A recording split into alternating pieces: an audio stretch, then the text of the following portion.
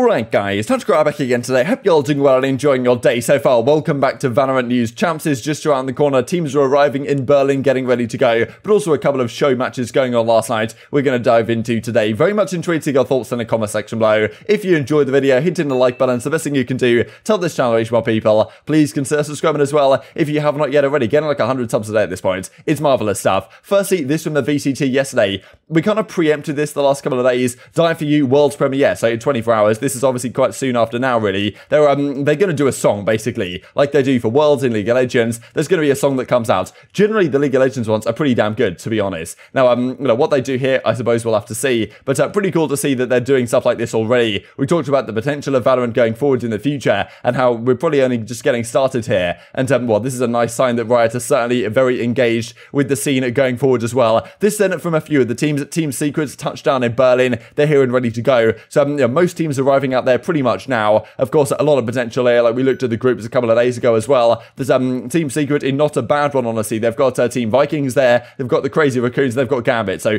there's a decent chance for any of those three teams that aren't Gambit to make it out with Gambit. You would imagine all the other groups are certainly more difficult to make out. Group D is a bit of a nightmare. Liquid are in the same group as Sentinels, I believe, over in Group A. And yeah, they're back in business as well right here. So they're moving over. Pretty much everyone is out there now, ready to boot camp, getting ready to go. And Sentinels also arrived yesterday as well. So they've had a bit of a travel day, frankly. They went a couple of days ago out to LA and now they're over there in Berlin. And well, it's not long until we see all these teams that start to kick off. We might get some like leaks or something that come out from some of these boot camps as well on how some of the results are going. Maybe someone's like on stream and they're friends with these guys and they see them in a custom game playing XYZ. And you know how it goes. Like we might get some leaks come out of some of those scrim results early on that may indicate how these teams might match up at the Champions events. But well, maybe we won't. And maybe that's for the better, to be honest, to see how these teams match up. Because it's kind of crazy to think about the fact that like all these teams across the world are coming into business. This then from cNed. Thought I'd mention this real quick because you guys well, a couple of you guys are mentioning, is there any updates on what's going on here? So cNed, of course, of Team Ascend. There's some talk about the Twitch money laundering scandal within the Turkish esports scene that was going on a few weeks ago now. Effectively, people were like stealing credit cards, then donating bits to streamers, and then getting the streamers to give them like put some of that money back, and therefore that was a way to just steal money, I guess, without maybe having the same paper trail. Maybe I'm not really sure what they were thinking, but still, some players were getting donated some of this money, and cNed got donated quite a lot of bits, like way more than you would expect to get, and he didn't really mention it, didn't really report it. I don't think he gave any of it to like the guy who was donating it to him or anything in kind of like an actual orchestrated arrangement, but he kind of, well, maybe should have reported that this happened given the situation.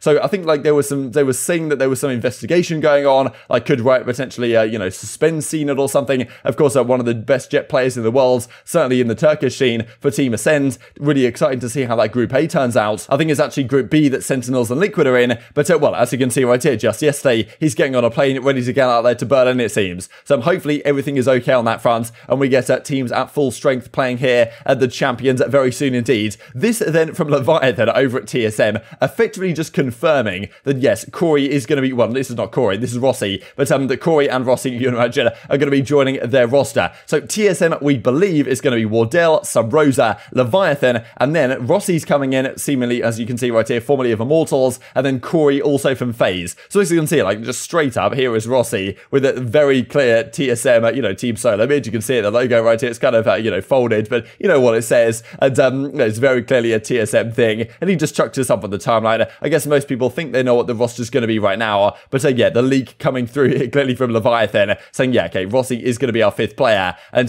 well, they're very confident in this team right now. We saw this from Corey a few days ago, excited for the future. Seems like they have been kind of scrimming and getting ready to go recently, and definitely having a lot of success, it seems, in practice as of late. Of course, look, we won't see them in action for quite a while now. Champs, they're not going to be there, but hopefully more success for Corey than he achieved the last couple of months, I suppose, on FaZe, and those other guys as well. Maybe a real contender next year. TSM, it's probably about time they got back in a decent position here within the Valorant scene. Wanted to mention this as well then that was going on. There was a Tyler 1 money match last night, like a $10,000 challenge effectively, between the new NRG squad in Valorant and the T1. It was kind of like, well, T1, of course, like Tyler 1 is part of T1 anyway, but the T1 Academy kind of, but also some of the pro guys as well. It wasn't like their full roster. It was kind of strange, but yeah, NRG in business here. We believe T1 is getting Steel relatively soon. No confirmation of that, of course, but that is the rumor as it stands right now, that T1 is going to get Steel. We don't know when that's going to get confirmed. I'm not really sure when to expect some of these announcements. We might get them over the next week or so. We might just get them after champs, to be honest. But then after champs, all the other teams are changing. Maybe these teams are going to hold off a little bit just to see what happens after champs before they lock in their roster. At the same time, though, you don't want to get one of your best players nicked away by some of these other teams making changes. You kind of want to lock them into their contract now before a massive team like Envy or something has a bad result to champs, so they make some moves. You know what could happen from there. But so anyway, this matchup does go on, and this is one of the clutches that happens here from EU, or a nice little 1 versus 1 play from the grave, with of course the shock dart comes through, and nicely done overall, takes him down. And it was just a fun match at the end of the day. 13-10, they win this one, and NRG take this series 2-0, and again a $10,000 money match. Of course, it's just like a scrim effectively, but Hayes joined this team recently. They had a decent result at the first tourney they played, like a what was it, $25,000 online tournament a few days ago, and seem to be continuing on in a good direction from there. So NRG did confirm quite recently this, of course, is going to be their roster: Som, Hayes, Android, EU, and Tex, but and Josh's coach, as you can see right here, and they win this money match. I mean, not too much on the line at the end of the day. GG T1, thanks for the invite, lol, Tyler and the boys. Was a pleasure doing business, right, taking that money away from them. And as Thwofo says, he was competing with them here, of course, recently in T1, 0-2 in Tyler 1's money match. Thanks for hosting all that type of good stuff. Rematch with the full T1 roster one day. So, we're thinking that this full T1 roster is coming relatively soon. This was the squad they played with, so not their full roster. A couple of you guys were mentioning when I talked about Steel to T1 that, Curry, like, is he going to still be there anymore? We believe Curry will still be on that team, and he's not replacing him because, of course, Curry, currently the in-game leader of that squad, still will just come in and take over the in-game leadership duties, and Curry will still be there as well. That's what we believe is the case right now. We'll see how things go.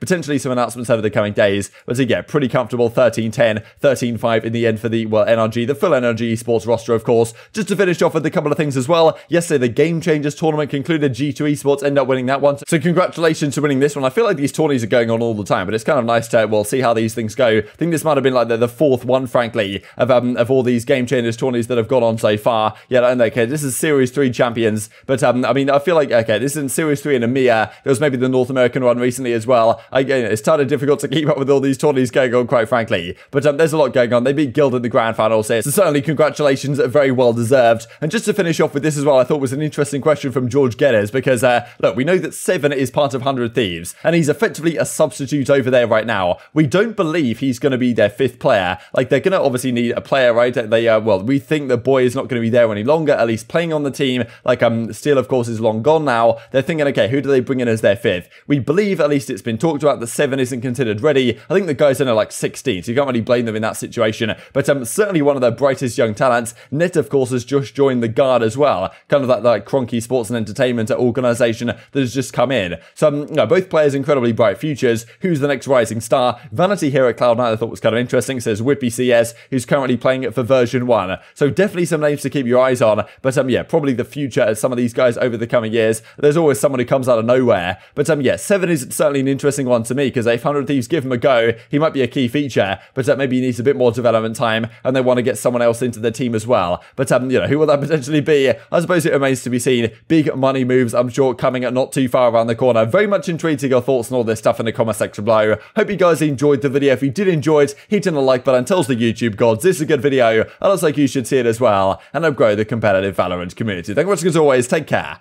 and I will see you next time.